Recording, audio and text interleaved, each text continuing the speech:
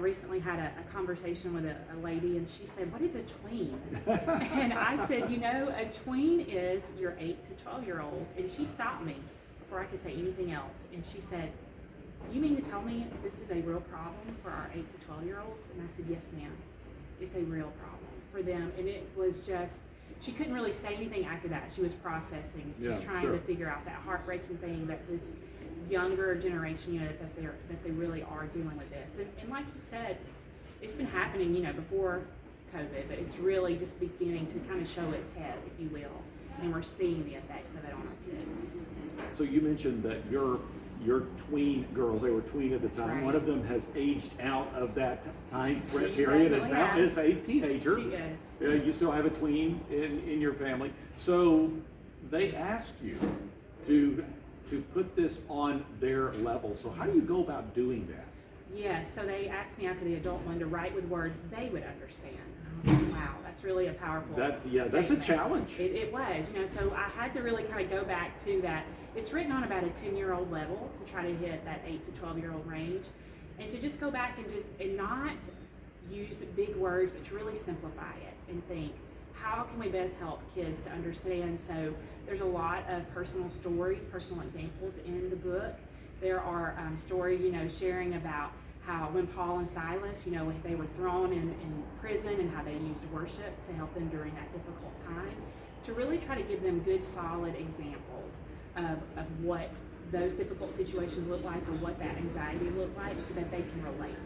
And they could say, oh yeah, I share about failing my driver's test when I was 16 years old. So talking about test anxiety, how, that's what I feel when I get nervous about a test. And now this is what I know to do, how to respond. So just those personal stories really help them to know that they're not alone, that it's not just them, and that they can look to God in those times of need, and that they can look to their community. I know I've gone back to that several times, but I think that's important for them to know that as well.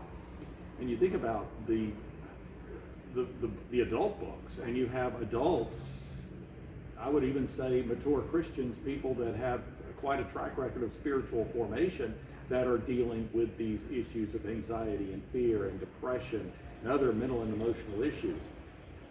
When you think about kids that may not have that degree of spiritual formation, having to deal with these things spiritually, that could be somewhat of a challenge. I would imagine that you probably would have readers of these books that may not even be a Christian, or if they have accepted Christ at a young age, probably don't have that degree of spiritual formation. So how can someone actually apply these principles as a child? Right, that's really a great way to state that, because as you said, we as adults, we have that, but they're still developing, they're still trying to figure all that out. So, there are just small practical ways for them to develop that. There is several days in the book that talks about how you can use deep breathing, and even to connect that to God, how He created us by breathing His breath into our lungs, and to help them to make that connection and how God created them. There is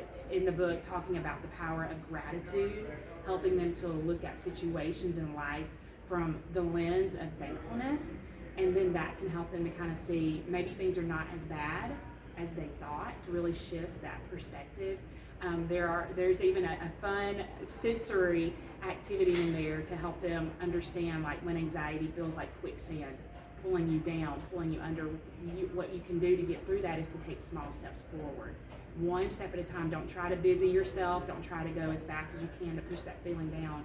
But to really just take your time through that process. And we used, my daughter and I did it together. It was water and cornstarch, and she's 9. She's a tween.